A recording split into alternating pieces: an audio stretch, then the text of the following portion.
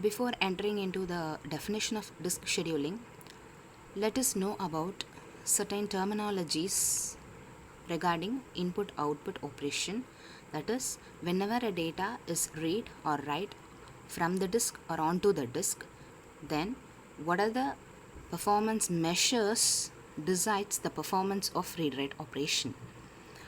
So let us take for example when a process needs to transfer its data from the disk or write to the disk, then initially it checks whether the input output device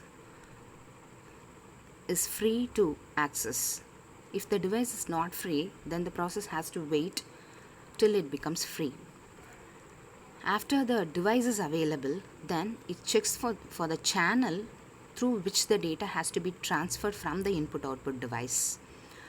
If the channel is used by some other hardware in the system, then again the process has to wait till the channel becomes free. Once the channel becomes free, then the process acquires the channel so that the input output transfer may happen. In order to transfer the data from the magnetic disk, that is the hard disk, the read write head has to be positioned in the corresponding track and the sector where the data resides. So, in some systems, the read write head will be positioned and the magnetic disk will be rotated to read or write the data. But in some systems, the read write head will be moving and the magnetic disk will be residing in the same place so that the read write head may move and read the data. So in this case, let us take for example, the read write head is positioned and the magnetic disk is going to be moved to read or write the data. So the first performance measure is seek time. Seek time is nothing but the time taken by the read write head to be positioned on the corresponding track in the magnetic disk. So the time taken to move the read write head to the corresponding track where the data resides. So this time is called as seek time. And after positioning the read write head onto the track where the data resides, we have to select the corresponding sector where the data resides. So when the read write head was positioned on the corresponding track, the magnetic disk starts rotating to the corresponding sector where the data resides. So the time taken to move from the corresponding track to reach the corresponding sector of the needed data where it resides is called as the rotational delay. So now the read write head is on the exact place in the exact position in the magnetic disk to read or write the data. Now the data transfer takes place. In order to read or data transfer from the primary memory may happen to write the data onto the disk. So the access time can be defined as the sum of seek time and the rotational delay. That is, access time is equal to seek time plus rotational delay. The seek time plays a major role in deciding the disk performance. So our aim is to reduce the seek time, that is, if we follow what type of technique, then we can reduce the seek time to move the read write heads to a set of track numbers given by the operating system to read or write the data for a process. So disk scheduling can be defined as if the read write head is moved in certain order, then the average seek time or the number of tracks crossed by the read-write head can be reduced. So this is the aim of disk scheduling. So these are the theory, whatever is explained about seek time, rotational delay and access time. There are 4 disk scheduling algorithms. The first one is first in, first out. When a list of track numbers are given, so that the read-write head has to read the data from the given track numbers. According to the first in, first out disk scheduling, the read-write head follows the same order as given in the list. Let us consider currently the read-write head is in the track number 100, and next it has to move on to track number 55 as given in the list, which is showed at the right hand side. So it moves to track number 55 from 100. Then next it has to go to 58. Then it moves to 39, track number 39. Then it moves to track number 18. Then from 18 it goes to 90. From 90 it goes to 160 and so on. So in this algorithm, the read-write head blindly follows the track numbers whatever is given in the list, so it traverses in the same order. The advantage of this algorithm is it is easy to implement, but this algorithm will not be reliable for situation where many number of processes are waiting for input output data transfer. The second algorithm is shortest service time first. So there are 2 lists given at the right hand side. Let us consider the first list only at present. So that is the list of track numbers to be traversed. The logic behind SSTF algorithm is the read-write head has to choose the track number which is nearest to it as the next track number to be traversed. That is, it always chooses the track number which leads to minimum seek time. So according to this example given, the current position of the read-write head is in track number 100. So from the first list, it has to choose 90 as the next track number because it is the nearest track number from 100. So 90 is placed as the first number in the list 2. From 90, then it has to move on to a nearest track number which is 58 from 90. So now it goes to 58. From 58, the nearest track number is 55. So the read-write head chooses the nearest track number so that the seek time is also reduced and the number of tracks that it is crossing over is also reduced. This is the idea behind SSTF.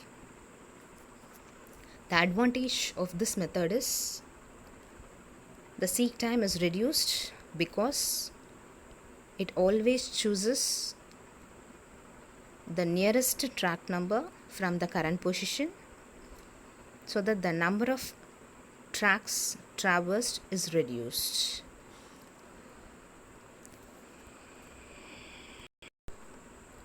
According to the first 2 algorithms, that is first in, first out and shortest service time first, the read-write head should be able to move in both the directions.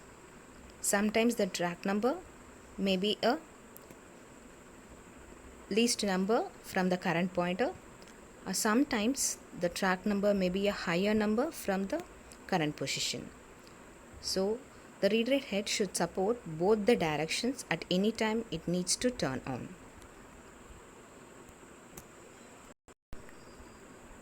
Next is scan algorithm, which is also called as elevator algorithm. According to this algorithm, the read write head first starts moving from 0 to 199, that is in a forward direction. So whatever the track numbers given in this direction, that is from 0 to 199, it traverses all those track numbers, and after reaching the last track number, again the direction is reversed, that is it starts traversing from 199 towards 0. So whatever the track numbers given in the list occurs on the way, it traverses in only one direction at a time, and then it reverses the direction to read the other track numbers. Here in our example, at present our read write head is in 100, track number 100. So the next track number that it will traverse is 150, because it has started its journey from 0 towards 199. So it goes to 150 next, and again in the same direction it goes to 160, then it goes to 184. So 184 is the last track number given in the list to traverse in that direction, that is from the direction of 0 to 199. Now it has to reverse its direction to read all other track numbers given in the list. So once when it reverses its direction, so first it traverses to the track number 90, then track number 58 and 55 and so on in the reverse direction. So all the track numbers given in the list will be traversed, but only in one direction at a time, maybe in increasing order and then in decreasing order. This is the technique behind scan algorithm. The next algorithm is C-scan algorithm, which is called a circular scan. The logic behind this algorithm is the read write head always moves in only one direction, that too the direction is from increasing order of track numbers only. In our example, at present the read write head is in 100 track number.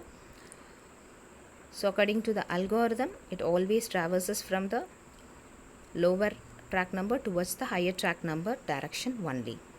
So next it has to move on to 150, then it will move to 160, then it will move to 184. From 184, again it starts from 0. So it goes towards the first track, where in this list the first track to be traversed from the 0th track is 18. So 18th track is traversed first, then it goes to 38, then goes to 39, then 55 and so on.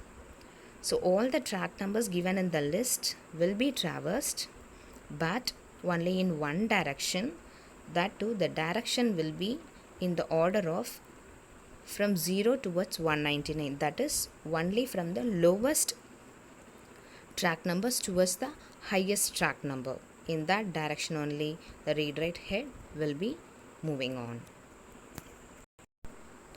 So now let us compare all the 4 disk scheduling algorithms and find out which algorithm gives the least average seek length.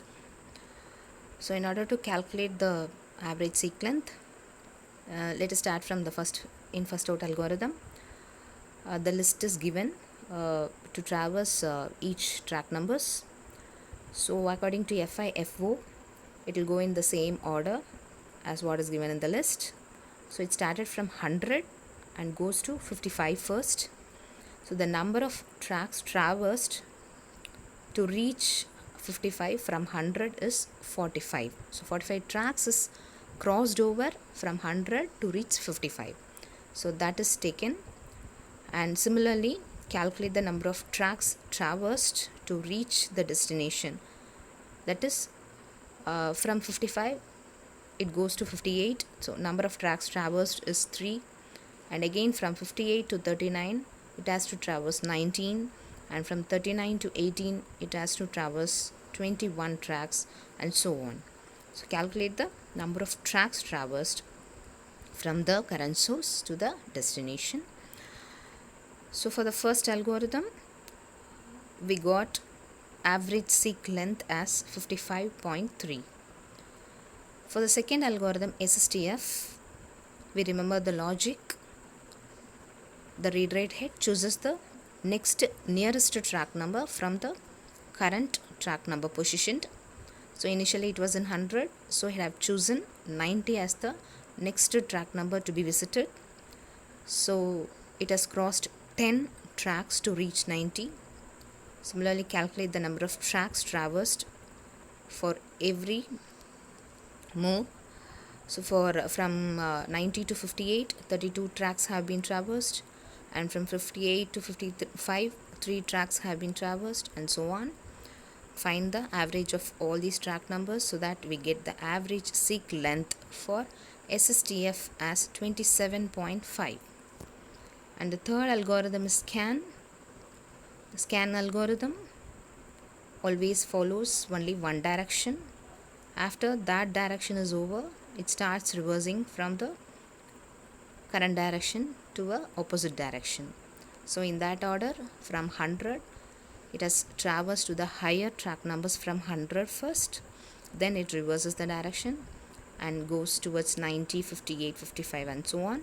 So similarly, calculate the number of tracks traversed from one track to the another, so that you will get the average seek length as 27.8 for scan. Finally, the C-scan algorithm, which always travels in only one direction. That direction is also from the lower track number towards the higher track number.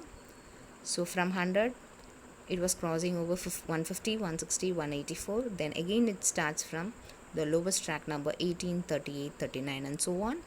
So calculate the number of tracks traversed for each movement, so that you get an average seek length of 35.8 for C-scan.